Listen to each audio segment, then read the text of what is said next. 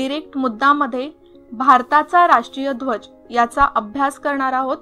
त्यामध्ये आपण राष्ट्रीय ध्वजाची रचना कशी आहे, त्यानंतर त्याचा इतिहास काय आहे आणि राष्ट्रध्वजाचा स्वीकार कसा करण्यात आला याची माहिती आपल्याला घ्यायची आहे। त्यामध्ये सुरुवातीला बघूया राष्ट्रीय ध्वजाची रचना। भारताच्या राष्ट्रीय ध्वजाला तिरंगा म्हणून संबोधले जाते। राष्ट्रीय ध्वजाच्या वरच्या बाजूस केसरी, मध्यभागी पांढरा आणि तळाशी गडद हिरवा रंग आहे। ध्वजाच्या रुंदीचे व लांबीचे प्रमाण 2:3 असे आहे। पांढऱ्या रंगाच्या मध्यभागी निळ्या रंगाचे चक्र आहे। हे चक्र सारनाथ येथील अशोक चक्रावरून घेतले असून त्याला 24 आरे आहेत। त्यानंतर बघूया भारतीय ध्वजाचा इतिहास काय आहे। पहिला ध्वज कोलकाता येथे पारसी बागान चौकात म्हणजेच ग्रीन पार्क येथे 7 ऑगस्ट 1906 रोजी भारताचा पहिला राष्ट्रध्वज फडकावला गेला असे म्हटले जाते। ध्वज लाल, पिवळा आणि हिरव्या अशा 3 आडव्या पट्ट्यांसह बनलेला होता। त्यानंतर आहे दुसरा ध्वज। दुसरा ध्वज पॅरिसमध्ये मादाम कामा आणि काही निर्वासित क्रांतिकारकांच्या गटाने 1907 मध्ये फडकावला। पहिल्या झेंड्याशी याचे अगदीच साम्य होते, परंतु आधी शीर्षस्थानी पट्ट्यामध्ये फक्त कमळ होता, परंतु यामध्ये 7 तारे सप्तर्षी दर्शवतात। बर्लिनमध्ये झालेल्या समाजवादी परिषदेतही या ध्वजाचे प्रदर्शन करण्यात आले होते। नंतर तिसरा ध्वज 1917 मध्ये होमरूल चळवळीच्या वेळी डॉक्टर एनी बेसेंट आणि लोकमान्य टिळक यांनी हे ध्वज फडकावले।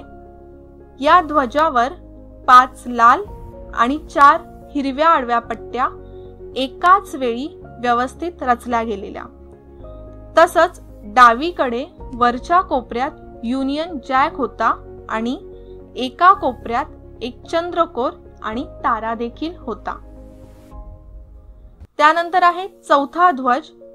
1921 मध्ये बेजवाडा येथे झालेल्या अखिल भारतीय काँग्रेस कमिटीच्या अधिवेशनात म्हणजेच विजयवाडा येथे आंध्रातील एका युवकाने झेंडा तयार करून गांधीजींकडे नेला। हे 2 रंगांचे बनलेले होते। लाल आणि हिरव्या रंगाचे प्रतिनिधित्व करणारे 2 प्रमुख समुदाय म्हणजेच हिंदू आणि मुस्लिम हे होते। परंतु गांधीजींनी राष्ट्राच्या प्रगतीचे प्रतीक म्हणून स्पिनिंग व्हील आणि भारताच्या उर्वरित समुदायाचे प्रतिनिधित्व करण्यासाठी पांढऱ्या पट्टीची भर घालण्याची सूचना दिली। नंतर आहे 5वा राष्ट्रध्वज। 1931 मध्ये तिरंगा ध्वज आमचा राष्ट्रीय ध्वज म्हणून एक ठराव मंजूर करण्यात आला। या झेंड्यात भगवा, पांढरा आणि हिरवा रंग होता, ज्याच्या मध्यभागी महात्मा गांधीजींच्या कताईचा चाक होता। तथापि हे स्पष्ट केले गेले की याला कोणतेही जातीय महत्त्व नाही। पुढे बघूया भारतीय राष्ट्रध्वजाचा स्वीकार कसा करण्यात आला। तिरंगा 22 जुलै 1947 रोजी संविधान सभेने भारताला स्वातंत्र्य मिळण्याच्या 24 दिवस आधी स्वीकारला गेला होता। मच्छलीपट्टणम येथे जन्मलेल्या पिंगळी व्यंकय्या यांनी तिरंग्याची रचना केली होती। स्वातंत्र्य प्राप्तीनंतर रंग आणि त्यांचे महत्त्व सारखेच राहिले, फक्त सूत कथाई चरख्याच्या जागी सारनाथ येथील अशोक चक्र स्वीकारला गेला। अशा प्रकारे अखेर काँग्रेस पक्षाचा तिरंगा ध्वज स्वतंत्र भारताचा तिरंगा ध्वज बनला।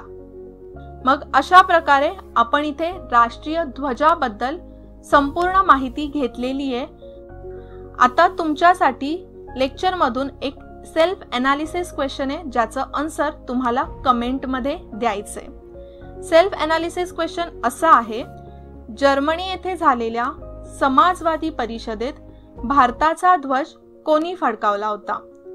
मादाम कामा, भिकाजी कामा, डॉक्टर एनी बेसेंट की पंडित श्यामजी कृष्ण वर्मा? याचं उत्तर तुम्हाला कमेंट मध्ये द्यायचंय.